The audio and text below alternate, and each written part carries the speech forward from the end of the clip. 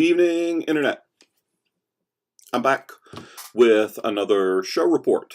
This time we're going to talk about South Carolina Comic-Con. Some of you have heard me talk about different types of conventions before, and a lot of you who I know well, I know from the events that I call fandom cons. Things like Con Carolinas, Congregate, Illogicon, Atomicon, Mysticon, Ravencon, MarsCon, all of those things. They're typically run by volunteers, maybe with one paid staffer, but usually, sorry, nose itchy. But usually they're primarily volunteer run, and they're panel based with a variety of programming tracks and a lot of different activities all day and all night. And you'll have stuff going from maybe as early as 9 in the morning all the way till midnight, depending on your interests. You know, you'll have a Mikey Mason concert, or you'll have authors doing readings like the Gail Martin and Michael Williams readings I've put up on this channel. Those are fandom cons, and I don't know, I guess I do probably 6 to 10 of those a year, and I love them. I really enjoy them. I think it's the best type of convention for a writer to attend if you're hoping to build a brand, if you're hoping to develop those true fans that you read about on Kevin Kelly's website. If you're just looking to sling paperbacks, though, then you're going to look at more of the trade show cons, and a lot of these are Comic Cons. This past weekend, I was at South Carolina Comic-Con in Greenville, South Carolina. This is a pretty good-sized convention. I think they're probably up to close to 10,000 people now. It's a 2-day show. Starts at 9:30 in the morning on Saturday, and goes until 6, and then goes from 10:30 in the morning on Sunday until 6. This is what I call a trade show con. It's a big damn exhibit hall with dozens and dozens of vendors. The vendors will rent one or more 10-foot by 10-foot booths and set up their displays of Funko Pops or t-shirts or comics or comic-related merch or nerdy engraved glassware or Lego mini figurines in nerdy configurations, or wrestling action figures, or movie action figures, or movie memorabilia, or movie stars, or retired wrestlers. Road Warrior Animal, Arn Anderson, Ricky the Dragon Steamboat, and Mick Foley were at this convention this past weekend. I met none of them. I did wander by the booth at one point where they were signing, and I had met Ricky Steamboat very briefly at Dragon Con last year. He wasn't very nice. He was in a hurry, but he was a little grumpy. So that bummed me out a little. Sorry, I got a little piece of popcorn stuck in my teeth. I just finished supper. It's like 20 after 9. Dinner tonight was a bag of microwave popcorn and some Colby Jack cheese and a Reese cup.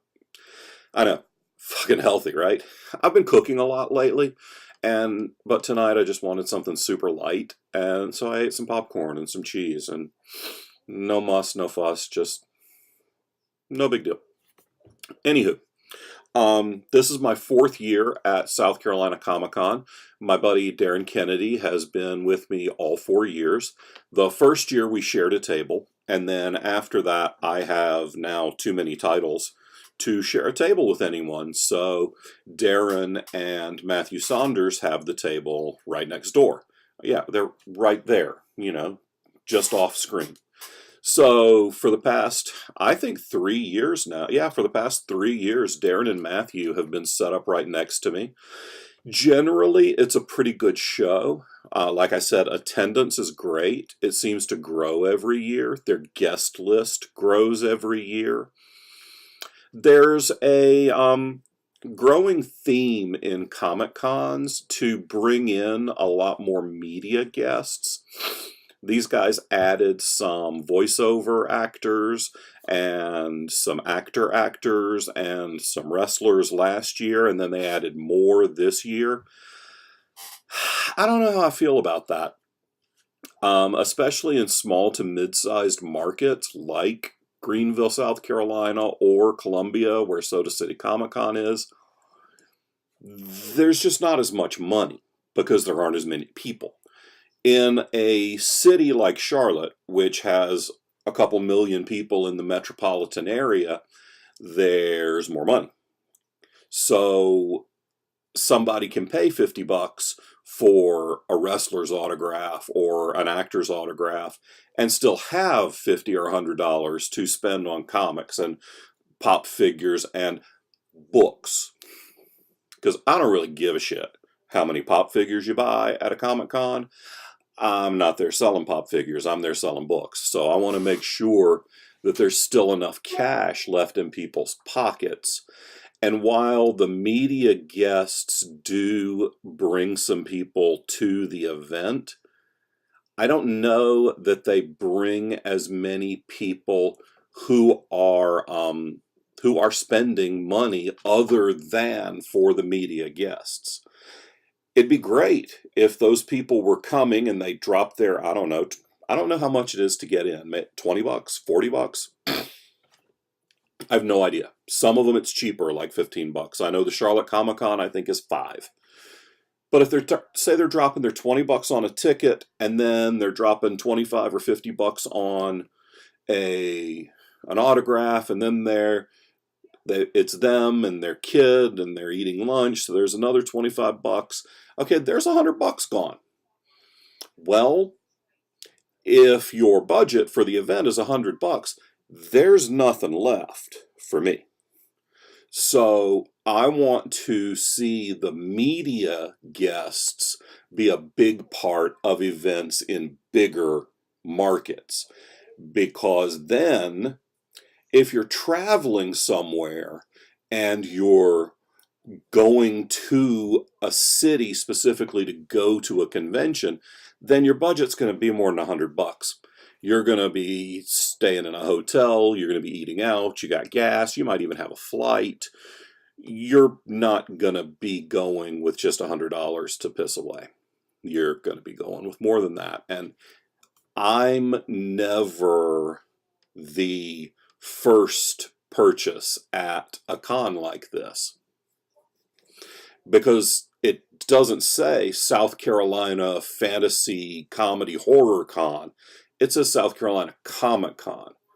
People are coming to this event for comics and comic related materials. So I'm always an afterthought. And I understand that convention organizers can't look at just me when they're creating their event. I don't ask them to, but this is part of my thought process as a writer when I'm determining what events to go to. When I go to the 3-day science fiction and fantasy cons where I'm on a dozen panels over the course of a weekend, I go there knowing that I may not cover my costs with what I sell, but because I'm the guy at the front of the room, I have a captive audience for a certain number of hours over the course of the weekend, and that lets me present myself as an expert and create fans with my charm. That's why y'all are all watching, right? Charm, because I'm a charming motherfucker. You ain't here just to hear me tell you how to do conventions and make money. God, why would anybody want to learn how to make money? You're here because I'm a charming bastard. Well, at a Comic-Con or any other type of trade show style con, I don't have that opportunity. So if I'm not selling books, I'm not reaching fans. And my concern at this point is that having done this convention 4 years in a row, I don't know if I'm reaching all of the fans anymore. I think I probably need to give this show a year off and let them miss me a little bit and then come back. Let's see, we had 2 days. I got up at 5 in the morning on Saturday because I didn't want to stay in a hotel 2 nights. Darren met me over here at 6:15. We drove down to Rock Hill and picked up Melissa and at 7, and then we rolled south through the growing dawn, and we got to Greenville right about 9 o'clock. Loaded in, set up, did the show from 9:30 till 6, went to dinner, passed the fuck out. We was some tired bitches that night. Did about $350 the first day. I was really happy with that because last year in 2018, I did about $250 on the first day and I was bummed. $250 is not enough for me to do that con because it's not cheap. So I was $100 over where I was in 2018, and I'm thinking, okay, great. Last year, 2018, I did better on Sunday than I did on Saturday, so if that holds true, then I could look at $450 and have a really good weekend. I didn't see $400 or $450 on Sunday. I did not get to really good weekend status. I did about $250, which I was a little under $6 for the weekend all told. That's not enough. That puts me at a net loss for the weekend. Here's how that math works. I have a gross of $600. Assume 40% of that is going to be cost of goods sold. Assume that the books average out to costing me roughly 40% of what I'm selling them for at a convention. So there's $240. Well, stayed in a decent hotel, split the room, so my room cost was $60. All right, we're at $300. I ate. We always go out to a nice dinner, so I probably spent $50 on food. Spent $50 on food pretty much each day, so there's $100. Now we're at $400. The table is $175 at this show. $575, and then I bought gas. I did that show for free.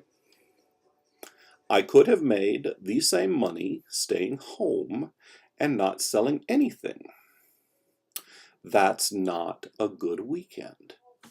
I love going to Greenville. I had a great time seeing my friends, seeing my fans.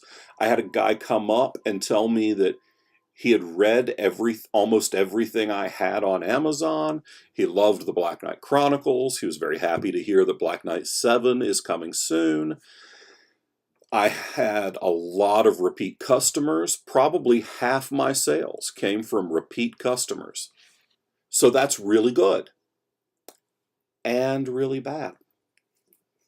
God almighty. My nose is itchy.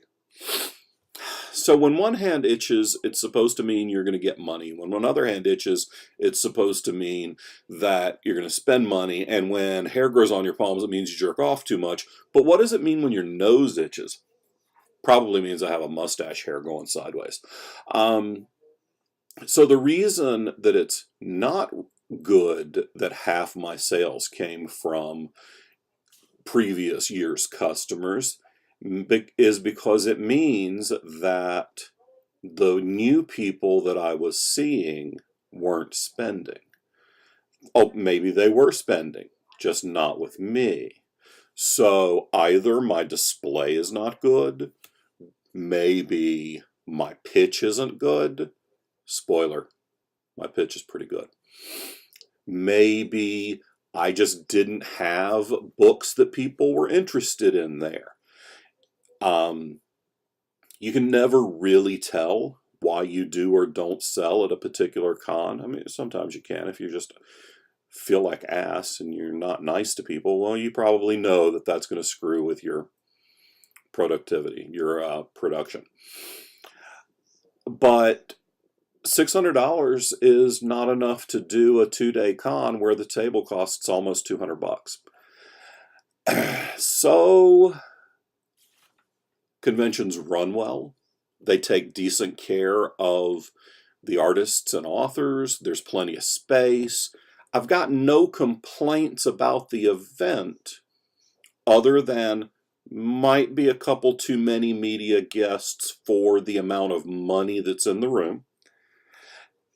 But like I said, it might just be a thing where I need to let them miss me for a year, because I'm not in a position where I can leave off essentially 3 days worth of writing time to break even. Because by the time I load all the boxes, load the truck, unload the boxes, unload the truck, get everything inventoried, get re-inventoried, and get new stock ordered, there's another day that's gone. So I lost 3 days and made no money. That doesn't thrill me. Not the fault of the con, not the fault of the con runner. It's a great little Comic-Con. And like I said, not even really little anymore. But for a $175 table, I have to make money. For a con that costs a minimum of 1 night in a hotel, I've got to make money. I didn't make money, so I got to rethink some things. This coming weekend, I'm doing North Carolina Comic-Con in Raleigh, a convention I had no intention of attending this year because I lost money last year. It's a $200 table and this year it's a 3-day con, so that's a minimum of 2 nights in a hotel. I would need to do $800 at that con to break even, probably.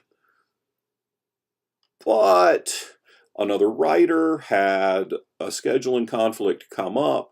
She can't use her table, and it was too close to the event for them to be able to give her a refund, so I got a free table. She was really nice. I really appreciate it. If I can do anything to plug her stuff, I'm going to pass out flyers for her at the convention. But that's the only way I'm doing that one, is because the table's not costing me anything. It's like when I went down to Orlando for Spooky Empire. The only way I could afford to do that show, being 9 hours away, was if I didn't have to pay for the hotel. So they comped my hotel, and I didn't have to pay for a table, and then it was worth going. So I'll be at North Carolina Comic-Con this coming weekend. That'll be an easier setup. They don't start until, I think, 3 on Friday. So I'll get up, I'll roll out of here about 9, get to Raleigh 11 or 12, set up. Everything will be pretty easy. And then I'll do the show Friday, Saturday, Sunday, and come home. And then I'll make another one of these little videos. But, so that's my South Carolina Comic-Con report. Good show, well run, nice people, but the media guests do suck some of the money out of the room, and while their attendance continues to grow, the amount of cash being thrown around doesn't seem to be growing, so that's not the best situation. I think I'm probably skipping that con for 2020, and we'll look at it for 21 and see how things are looking. Till next time, y'all be good to one another, all right?